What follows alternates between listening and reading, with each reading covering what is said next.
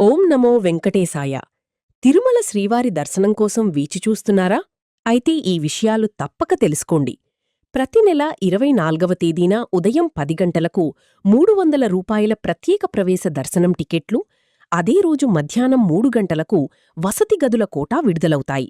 Booking కోసం ముందుగా TTD అధికారిక వెబ్సైట్ https://ttdevastanams.ap.gov.in లో మీ మొబైల్ నంబర్ మరియు ఓటీపీతో లాగిన్ అవ్వండి.